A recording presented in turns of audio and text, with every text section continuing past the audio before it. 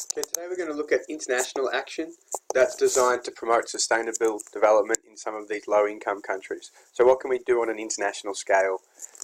International action is often through foreign aid. So foreign aid is when governments or individuals, so it doesn't need to be from the government's behalf, in richer developed countries provide either money, so it can be just direct cash, or other forms of assistance to poorer developing countries, with the intention of trying to promote economic development and improve their living standards. So foreign aid is not just money, it's also other forms of assistance.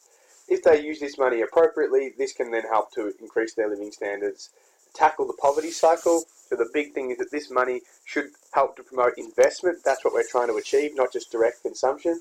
And then through that investment, they should be able to increase per capita incomes and improve the quality of daily life of citizens in those countries.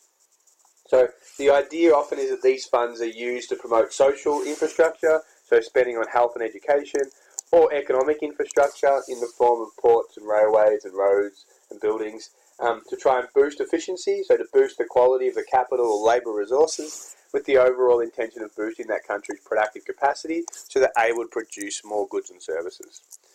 In terms of the main forms of foreign aid, there are three types of loans, which we talked about in class. Hard loans, which are given at just normal market interest rates, so there's no discount, it's just a normal loan. Soft loans, which are given a special discounted interest rate.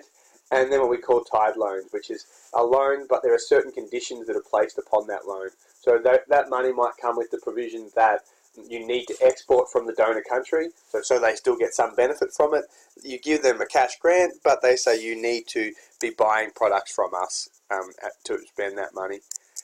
Other ways, so the World Bank and the IMF, who give out a lot of foreign aid, they have other conditions for things like that they may need to deregulate their markets, so removing the level of government involvement in markets, so there's more competition, which should promote lower prices and more efficiency, and therefore help citizens within that country. So one of the conditions may be that the government needs to allow private business and private enterprise to thrive, rather than the government owning a lot of the institutions.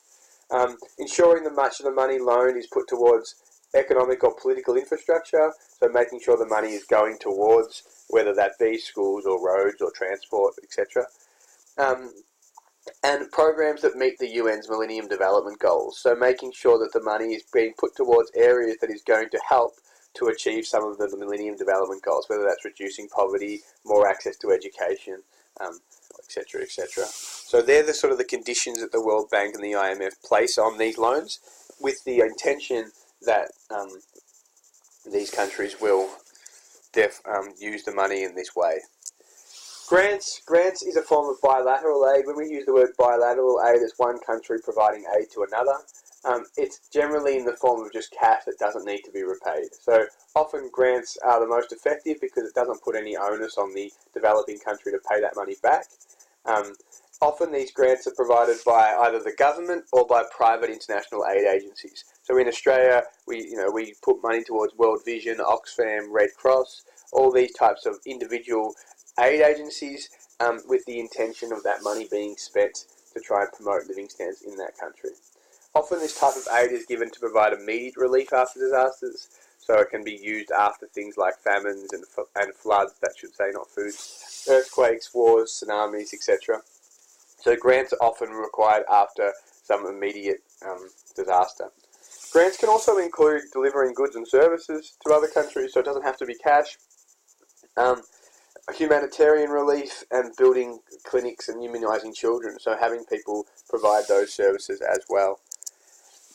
In terms of how much aid countries should give, countries aim to commit 0.7% of their GNI, or their gross national income, to overseas development aid, and that's consistent with the Millennium Development Goals to halve extreme poverty. But if you look on the list, very few countries are meeting that objective. So if we're looking at this list, only 6 countries in the world are meeting their 0.7% requirement. Sweden, Norway, Luxembourg, Denmark, the Netherlands, and the UK. And then, as you can see, this isn't the exact rankings because we've got some skipped, but countries like Australia, the US, even though the US give more in terms of actual monetary terms than any other country, as a percentage it's much lower. So a lot of countries aren't meeting those goals. The third form of assistance is technical assistance or capacity building. What that basically is the donor country or a United Nations agency providing some form of scientific, economic, educational, industrial or agricultural personnel. So the idea of technical assistance is to get skilled individuals from the developed nation to go over and actually help promote growth within that country. So that might be having trained teachers go over there and try and improve the curriculum to try and boost the skill levels of their workforce, having trained scientists giving ideas about what they can be doing, agricultural personnel about how they can get the most out of their land, how they can increase the fertility, how to increase output from their crops. So these individuals give advice on matters to try and promote economic development. They also sometimes give military-related assistance as well for these countries. Thank you.